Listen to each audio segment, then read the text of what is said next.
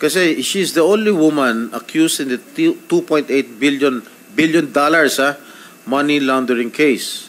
Pero meron ko naging boyfriend na mayor before? Wala po ako naging boyfriend na mayor. Sige. Panindigan mo yan, ha? Opo. Dahil meron akong testigo na makakapagpatunay na yung karelasyon ay nagmamanage at nagmamanage ng negosyo ng Pogo ron sa lugar mo. Opo, sige po. We had it checked sa LTO at ito naman po yung lumabas. Hindi po yata McLaren ang nakarehistro. Isang... What's up mga kayon? Welcome back pa rin syempre dito lang sa Joe Malone TV. Tunay na balita, walang kinakampihan, sumasalamin sa katotohanan lamang. Your Honor, yung biological mother ko po ay si Amelia Lial po. Still alive? Your Honor, honestly po, bago po nangyari to, masama yung loob ko po sa kanya. At sa nangyari po na to, sa nangyari po itong Senate hearing, nananawagan po ako, sana po makita ko na po siya. So you haven't seen your biological mother? Hindi po. So sino nagpalaki sa'yo? Yung tatay ko po. Tatay mo lang? Tatay ko po at partner po niya. Partner? Opo. Partner ng tatay mo? Opo. Okay,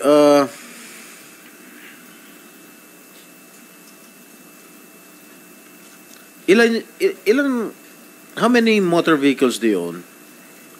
Sa ngayon po, isa po. Isa lang? Opo, sa ngayon po, isa po. Saan salin to?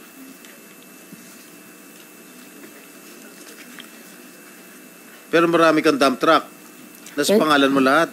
Yung dump truck po, opo. Nabenta ko na rin po yung dump truck. Okay. Paano ka nagkaroon ng helicopter? Magkano yung binigay ng tatay mo para sa pambayad ng helicopter? Yung helicopter po, pinag-ipunan ko po. At sa loob po ng 2 years po, minigay sa akin ng tatay ko po yung kalahati po nung pangbayad po ng helicopter. Kalahati? Opo. Kasi nakalagay dito 60 million pesos.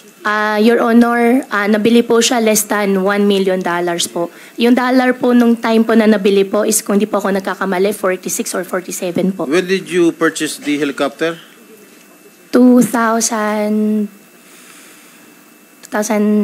po yata. Kanino nyo pinurchase? Lion Air po. Lion Air? Opo. Kay Archie po? Ang kausap ko po si Sir Rene. Rene? Sia? Opo, Rene siya po. Sia? Opo, Sia. Patay opo. na? Namatay na? Ay. Anyway, bakit Pogo yung napili mong negosyo? Your Honor, wala po ako nanggaling kayo sa piggery at farming business? Your Sino Honor, nag-udyok sa'yo na magpatayo ng Pogo doon? Your Honor, wala pong Pogo business at hindi po ako yung nagpatayo. Sa akin lang po is only yung property po, yung lupa lang po.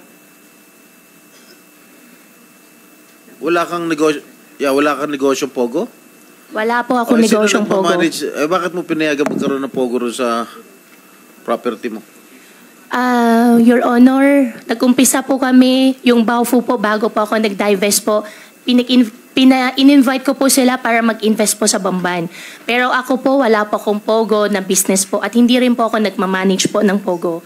At license po yung Pogo na andun po sa Bamban. Ang sa akin lang po is nung naging mayor na po ako, nagbigay po ako ng business permit po. Okay, dun sa interview mo kay Miss Karen Davila, na pinalabas lang nung Lunes, sinabi mo na bumili ka you bought the Baofu land in Bamban for 700 pesos per square meter. Tama? Tama po, Your Honor. So that was about 55.3 million pesos for the 7.9 hectare land in 2018.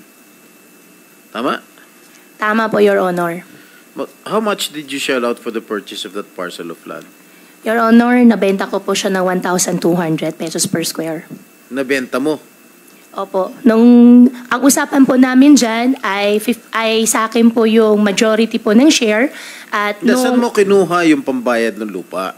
Yung pambayad po ng lupa, installment po, Your Honor. Installment? Pagkano Opo, installment po, partially po galing sa farm, partially po galing po sa tatay ko po. Magkano yung galing sa tatay mo? Your Honor, ito double check ko po. Wala kang hiniram na pera galing sa mga creditors? Meron po akong loan po, Your Honor. Magkano? Outstanding ko po ngayon, nasa, hindi ko po sure yung exact, pero almost 200 po. Mga 190 po siguro. 190 million. So tinatanong sa'yo ni Senator Risa, ni Madam Chair kanina, kung sino yung mga Board of Incorporators mo rito sa Baufo. At halos lahat ay may mga criminal records. At sinabi mo, ngayon mo lang nalaman? Your Honor, dun sa Zhang Ziyang, nalaman ko po nung first hearing po na fugitive po siya. Before po noon, hindi ko po talaga alam. Dun sa naman po dalawa, nakita ko po dun sa Facebook post po ni Madam Chairman po at gumawa po ako ng research po, nag-search po ako sa Google. Sino ito si Lin Baoying? Lin Baoying, yan po yung nakita ko po kahapon po na isa po siyang incorporator po ng Baofu at nung after ko po mag-divest po, hindi ko na po alam. Hindi mo kilala itong si Lin Baoying? Si Lin Baoying, tsaka yung isa pa po na lalaki, hindi ko po kilala. Ang kilala ko lang po dyan si Zhang Ziyang. Kasi she's the only woman accused in the $2.8 billion money laundering case. Ito. Hindi mo kilala? Hindi ko po kilala, Your Honor. Board of Directors ng Baofu, hindi mo kilala? Hindi ko po kilala. Ang kakilala ko lang po dyan, ang kausap ko po dyan is Zhang Ziyang. Sino ulit? Zhang Ziyang. O ano siya? Board of Incorporators din? Opo, Board of Incorporators. At siya po yung kausap ko po. So hindi mo kilala itong si Lin Baoying? Lin Baoying, hindi ko po siya kilala.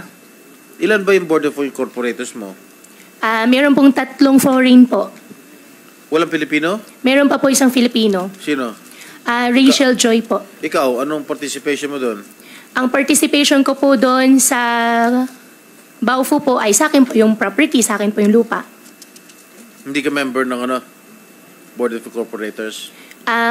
Bago po, incorporator po ako at after ko po mag-divest po, umalis na po ako. After kang? Mag-divest po, 2021 po. Nung nag-mayor ka? Hindi pa po ako mayor po noon.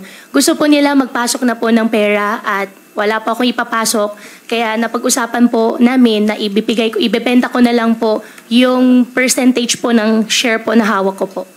Alright, Madam Chair, since the majority of the senators is meeting today, I will just reserve my right to question the next hearing. Certainly, Sen. Jinggoy, at salamat Thank you, Madam po. Chair. Maraming salamat. Bago ko rin balikan yung maraming tanong ko sa tatlong salen nyo, Mayor, gusto ko lang tanong ng ilang mga tanong kay Chair Garcia ng COMELEC. Oo, dahil kailangan nilang umalis ng mas maaga dahil meron po silang unbank. Muli, Chair Garcia, salamat sa pagdalo nyo. I just have a few questions for the COMELEC regarding yung subject ng investigation ng komite sa ngayon. So, thank you also for submitting the requested documents to the committee. Didiretso na po ako agad sa tanong. Ang sabi nyo po ay trabaho lang ng COMELEC ay tanggapin ang mga dokumento ng mga kandidato at siyasatin kung ito ay kumpleto. So, tama po ba sabihin na COMELEC doesn't look beyond the four corners of the documents? Madam Chair, good morning and the members of the committee. Tama po, Madam Chair, ang sabi po ng Korte Suprema sa Serafica versus the Commission Election, ni-reiterate yung decision nila sa Cipriano versus the COMELEC. Ang duty po kasi ng commission ay ministerial na kung saan tatanggapin namin ang certificates of candidacy basta kumpleto yung lahat ng items doon sa form ng COC at ito po ay under oath.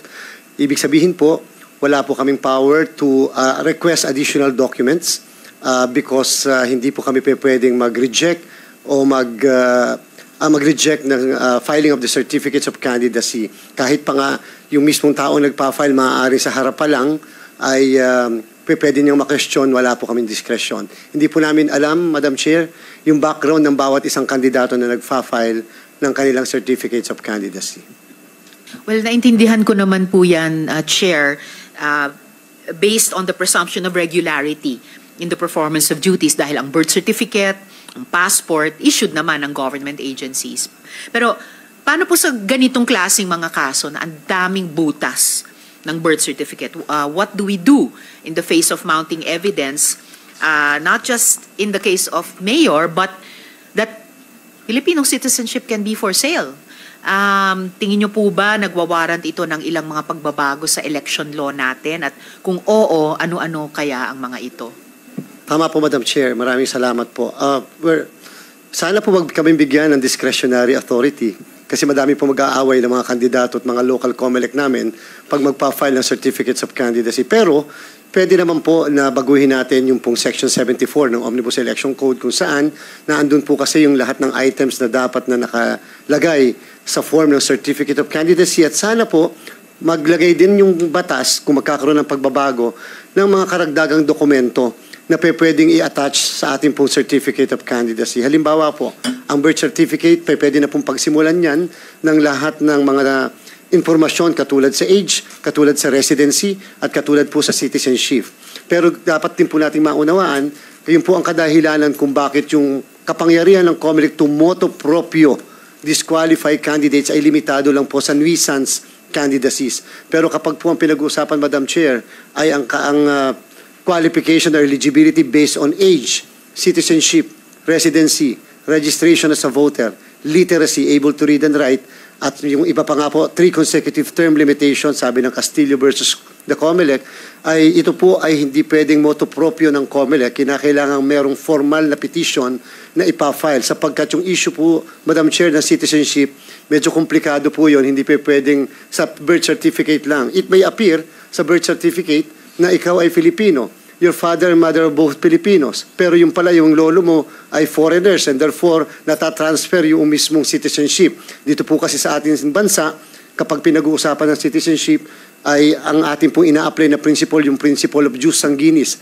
blood relationship. In the case of Grace po versus the Commission election, before the Honorable Chairperson had authored the law on the foundling, doon po ay nagkaroon ng presumption ng Korte Suprema sapagkat kinakailangan matrace muna yung mga magulang. Ano ba talaga ang citizenship para po yun ang nalilipat.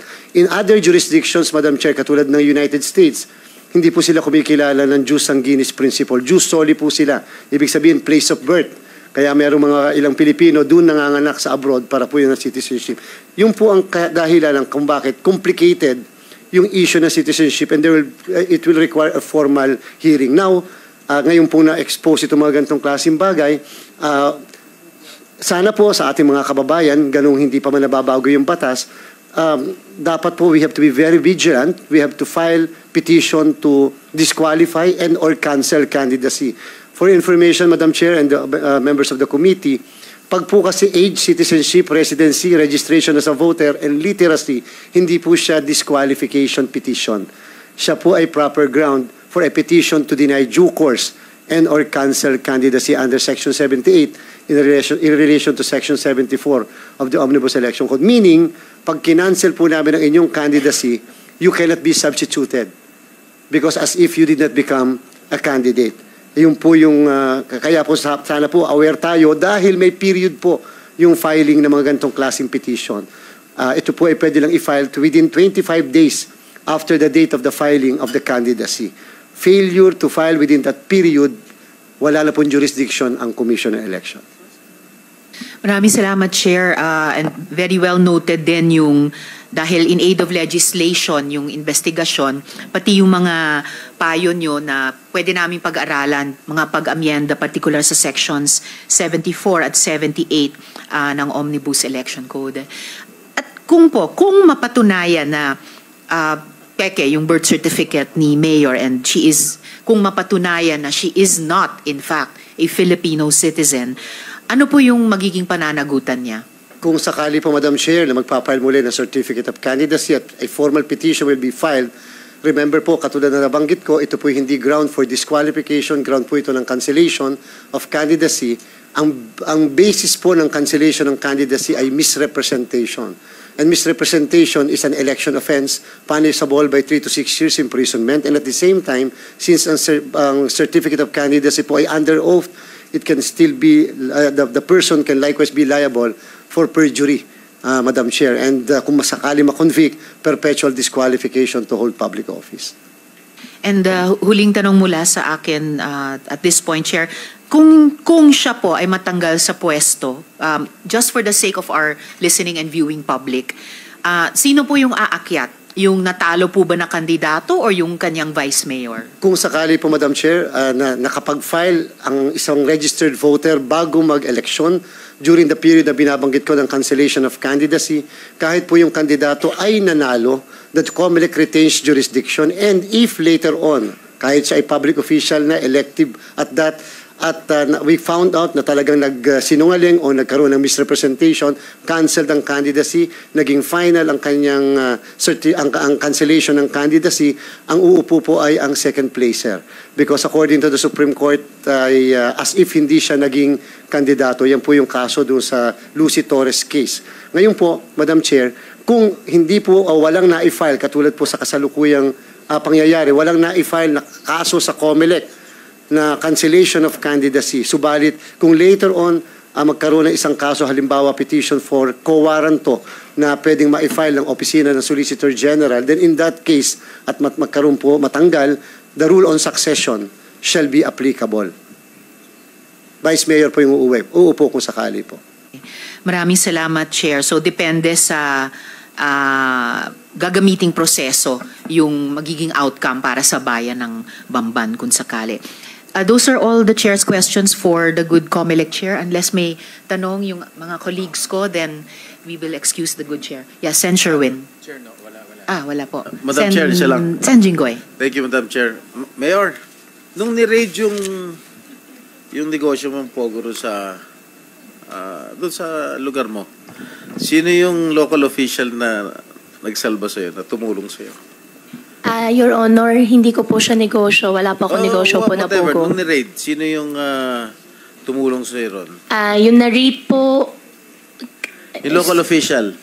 Sen. Jinggoy, kung wala na po tayong tanong kay Chair Garcia, wala na. i-excuse na po ng komite. At maraming salamat po sa inyong pagdalo.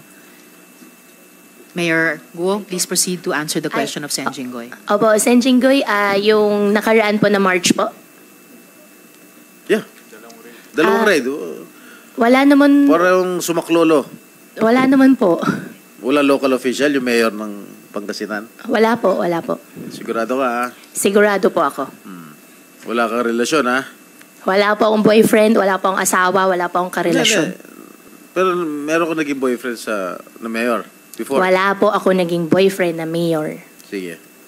Panindigan mo yan, ha? Opo. Dahil meron akong testigo na makakapagpatunay na yung karelasyon ay nagmamanage at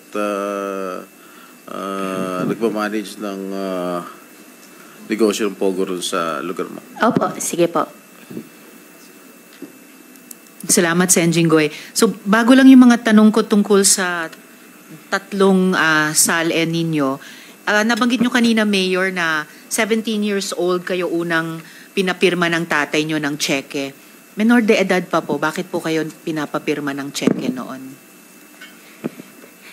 Your Honor, gusto po ako turuan po ng tatay ko mag-manage po ng negosyo.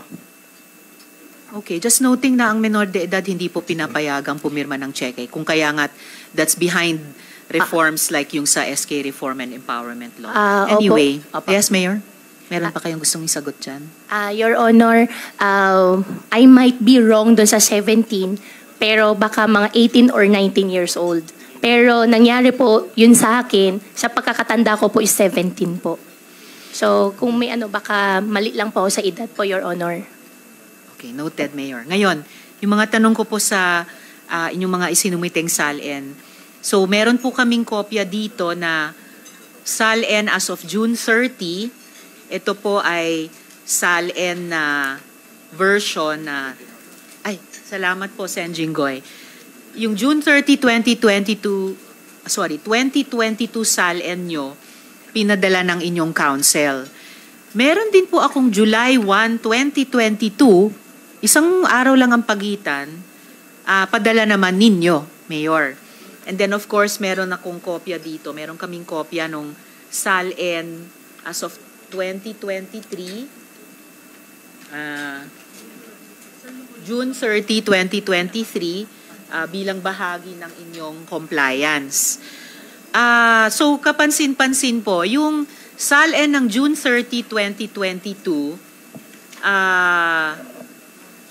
ay may nakalistang 1, 2, 3, 4, 5, 6, 7, 8, 9, 10 na mga real properties covered by mga TCT. O, bawat isa nito covered by TCT. 3, 6, 7, 8, 9, 10, kung di ako nagkakamali. Pero yung SALN nyo na July 1, 2022, isang araw lang ang pagitan, 3 na lang ang nililistan yung real properties, all covered by TCT. So, ano pong nangyari sa pagitan ng June 30, 2022 at July 1, 2022? Kasi June 30, meron kayong dinisclose na 10 real properties bilang assets, pero biglang kinabukasan, 3 na lang. Ano na nangyari dun sa 7? Your Honor, first time po, hindi po ako marunong. Kaya nag-file na lang po kami ng amendment po doon sa SALN po. Anong hindi nyo alam dun sa 7 real properties na dinisclose nyo nung June 30 SALN pero hindi nyo na dinisclose noong June 30? Oh. June 30. Ito po yung June 30. Your Honor, one moment po ha.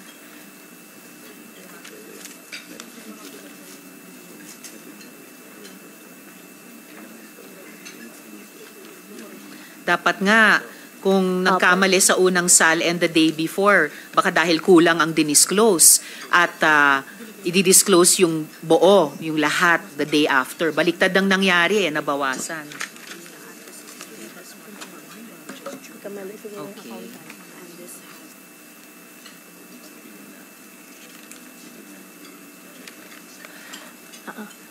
Your Honor, doon sa SALN po na inamend po ng accountant po, ito double check ko po ulit. Pero I believe baka nagkamali lang po sila sa date. So, inamend ng accountant. Pero, syempre, i-check ito ng mga legal officers nyo at pipirmahan nyo. Pinirmahan nyo pareho ang SALN. Lahat po kami nagsasubmit ng SALN. Ayan, may pirma kayo nung June 30, SALN. May pirma din kayo, yes, nung July 1 na SALN. And in fact, parang daming time warp na nangyayari dito eh. Yung date, yung SALN data July 1 ay actually unang sinubmit sa amin, no? Na parang maraming mali at kulang. Yung later na nasubmit sa amin ay yung June 30 na SALN na mas maraming impormasyon. Opo, Your Honor. Ito double check ko po ito.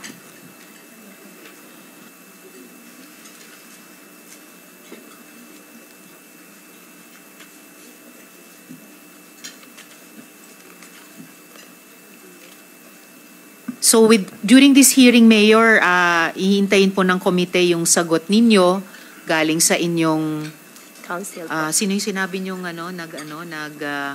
nag-draw up nito? Yung accountant ninyo ba? Opo, at yung council po. At saka yung council. Pero alam naman po ninyo, ang SALN ay public document, taon-taon ini-expect sa ating mga nagtatrabaho sa gobyerno at dapat makatotohanan at walang inililihim.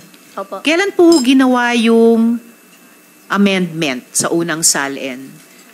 Kailan inamend yung June 30 SALN para maging July 1, 2022 SALN?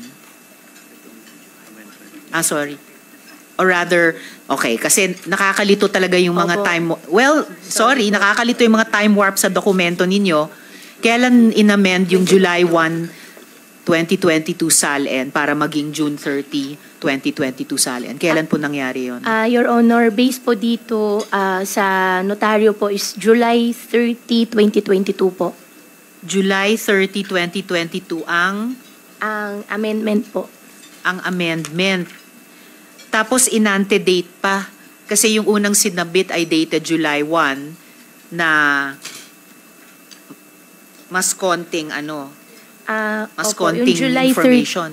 Opo, Madam Chair. Yung July 30 po, yan po yung na-amend na po.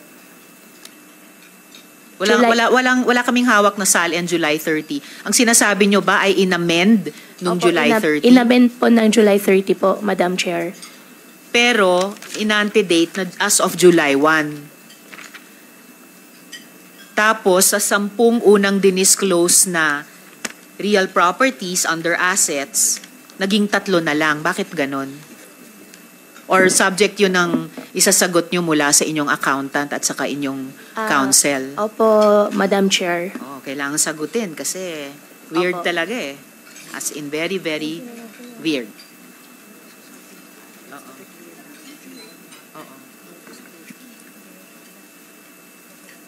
At saka po, Mayor, sagot, yung July 1 SALN, ayun, business interests and financial connections not applicable. Walang disclosures. Samantalang yung June 30 SALN, naka-disclose at least yung QJJ Embroidery Center at yung Conhork Summer Real Estate Group. Pero yung amended SALN nyo, nasabi nyo in-amend July 30, submitted dated July 1, wala na po yung QJJ Embroidery, wala na rin yung Conhork Summer. So pakipaliwanag din bakit ganon. Opo, Madam Chair. Madam Chairman, double check ko na po ngayon sa council po at sa accountant po. At within the day po, magbibigay po ako ng sagot po doon sa question niyo po. Yes, dagdagan ko lang po yung kailangang sagutin. Opo. At within the day dahil Opo. inihambing din namin yung SALNs ninyo nung Opo. 2022 at yung SALN ninyo dated naman 2023. Specifically, June 30, 2023. Teka, excuse me. This is also 2022.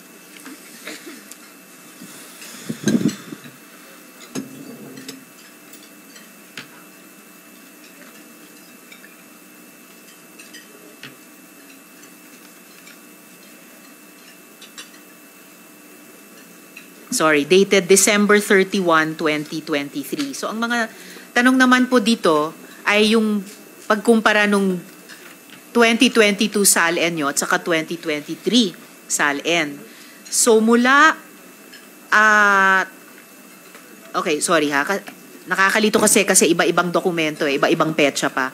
So yung tanong pa sa 2022 SALN nyo, dahil sa amended, yung QJJ Embroidery na lang at yung Conhork Real Estate Group na lang ang dinisclose. So ang tanong ay, nasaan na napunta yung smelting, yung Q-Seeds, yung slaughterhouse? Kayo ba ay nag-divest?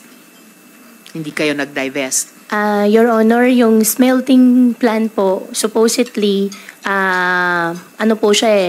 smelting po ng mga plastics po. However po, pagkakatanda ko, hindi po natuloy po yung negosyo po na yun. Pero dineclare nyo, dinisclose nyo sa July 1, yung unang SALN nyo ng 2022. Nakalista yung smelting doon. Opo, pero double check ko po, Madam Chairman, pero wala pong ganun po na tuloy po na negosyo. Okay, pero nandito yan ha. Opo, ito double check ko po ngayon po. And, okay. So, ihambing natin yung 2022 SALNs ninyo at yung 2023 dahil mula 2022 hanggang 2023 tumalon yung net worth ninyo mula 36 million pesos sa halos 178 million pesos. At may utang ka pang 250 million pesos dyan? Totoo po ba yung utang na yan sa bank? Your Honor, opo, doon sa previous po, doon sa unang SALN ko po, na-declare ko na po yung utang ko po sa bangko. At magkano yung utang na yon sa bangko? Nung time po na dineclare ko po, nasa almost 200 plus, 250, ganun po. 250 million. Opo, ngayon po nabawasan na po siya unti-unti. So, totoo ba yung utang na yan sa bank? Opo, totoo po yan. Paanong lumaki ng 140 million yung net worth nyo in 6 years? At least yung declared. Paano po lumaki? Your Honor, nag-start po ako mag-work po 14. Through the years po, at nagkaroon po ako ng loan po sa bangko. At until now po, yung utang ko po sa bangko, hindi ko pa po siya fully nabayaran. Meron pa po akong utang na outstanding po na almost 200 pa rin po. Of course, hindi naman natin tinitignan yung growth ng net worth nyo since you were 14. Ito lang sa pagitan ng 6 na taon, no? Paano lumaki ng 140 million? Pwede bang matanong saang bangko yung utang nyo? Security Bank po. Security Bank.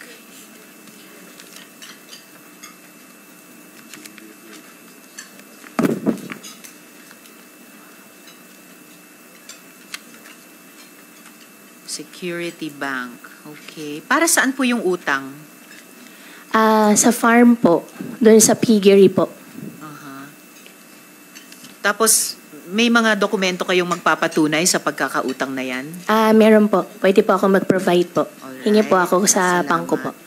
And kaya ako po itinatanong ang mga detalyeng ito dahil yung SALN dapat truthful statement ng net worth nyo bilang public official. Opo. No? So, kung spurious ito, you have assets of almost 300 million pesos, Mayor. Para sa akin po, hindi yan Opo. simpleng tao lamang. Opo.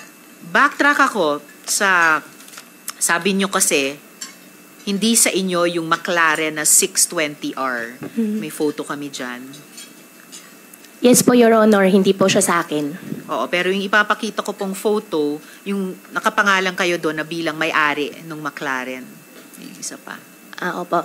Wala pong dokumento po na magpapatunay po na ako po yung may-ari po, Your Honor. Kasi mayroon pong car show po sa Tarlac that Yun. time. Opo. Wala pong dokumento po. Hiniram ko lang po siya.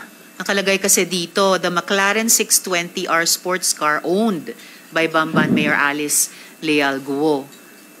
December 11 po yan sa Concepcion, Tarlac. Opo, car show po yun sa Concepcion po. At since nasa probinsya po kami, gusto lang po namin mapasaya po yung mga kababayan po namin. Kanino po yung McLaren? Kay Sir Roy po. Roy?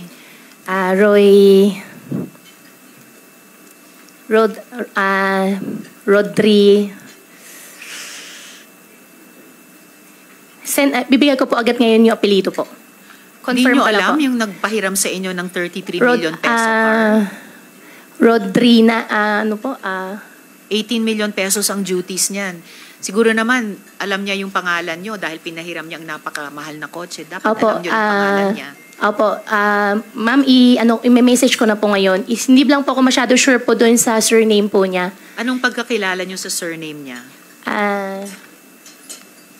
Rodriguez po. Roy Rodriguez? Rodriguez. Sino po siya? Sa kanya po yung McLaren po. Pero sino po siya na nakaka-afford ng isang McLaren? Kakilala ko po siya. Nakilala ko po siya, gawa po ng mga sasakyan po. Okay. Itatanong ko rin yung sasakyan. Siya ba ay isa sa mga incorporators nyo dito sa West Cars? Hindi po. Nakita ko lang po yung dokumento. Sige po.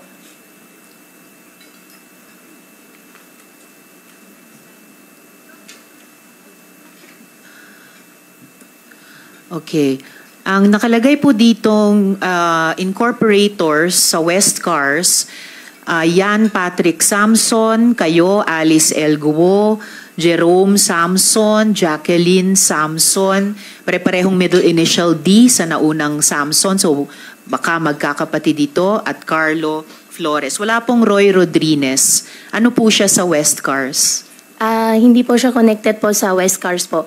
Madam Chair, i-confirm ko lang po yung surname po. Ipaprovide ko po ngayon agad po. Alright.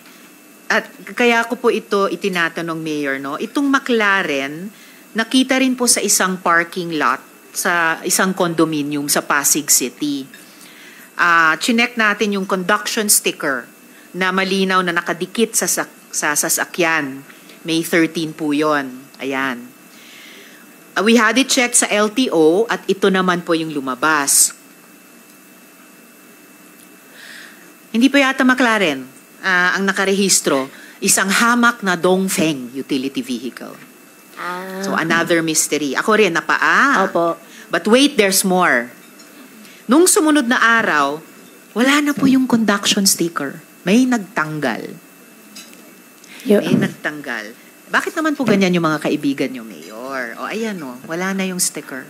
Your Honor, hiniram ko lang po siya para po dun sa car show. In fact, makikita at malalaman nyo rin po dun sa mga tao nakakita, dumating po siya nakatow. Kasi eto na po, Padiernos. Roy Padiernos. Opo, Roy Padiernos. Sino po si Roy Padiernos? Siya po yung may-ari po ng sasakyan. Ano po siya? Kilala po, car dealer po.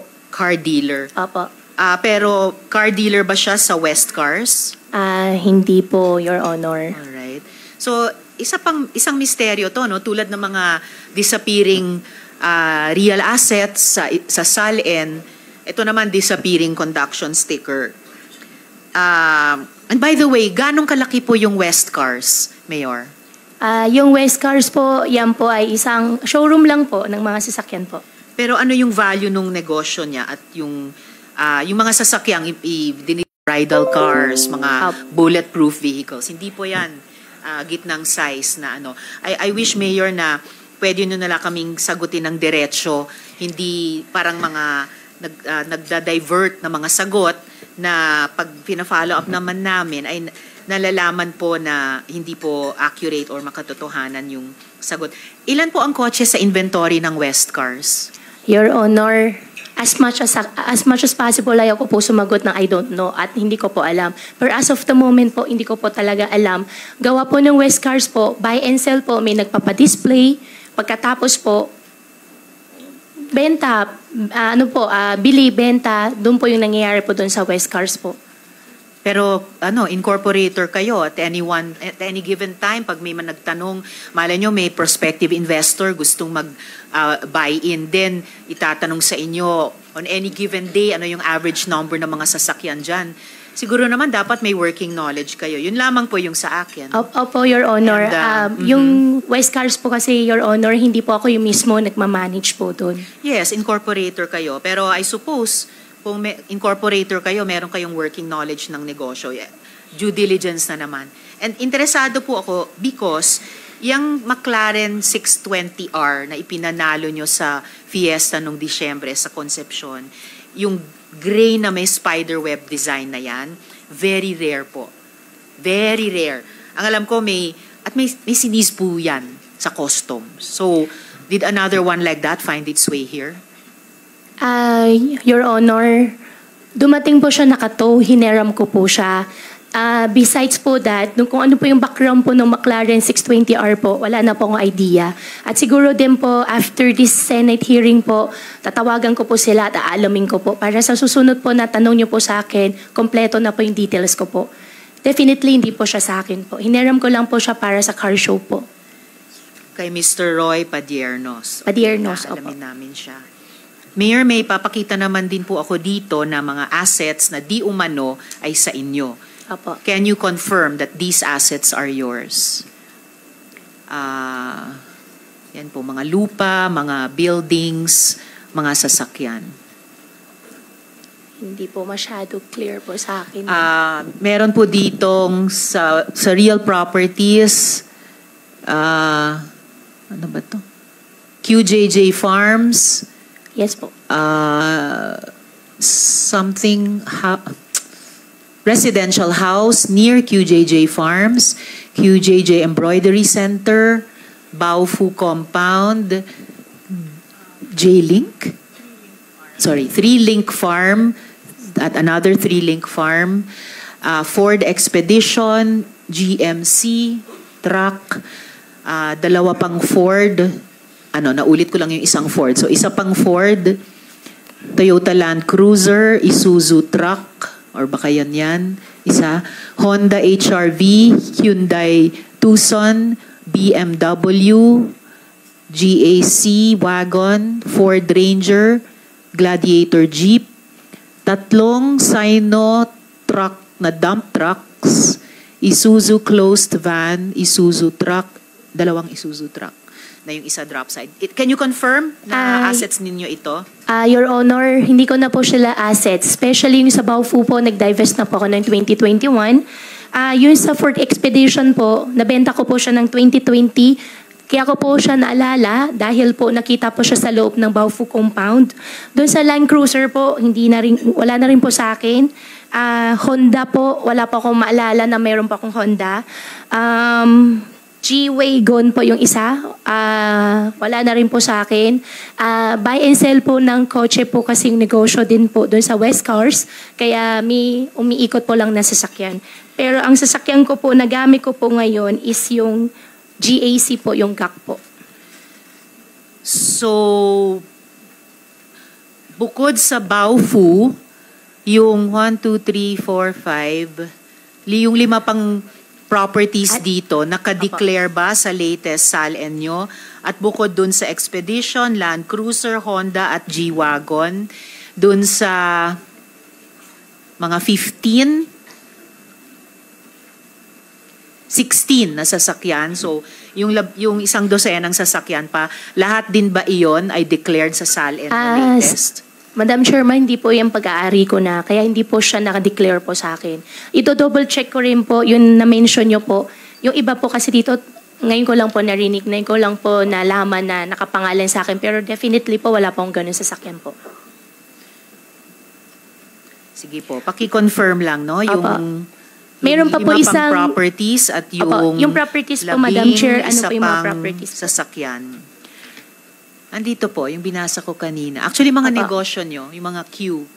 Yung mga Q businesses, QJJ businesses. Apo. At ilan pa. At yung 3-link businesses. Apo. Paki-confirm kung dineclare nyo sa SALN nyo.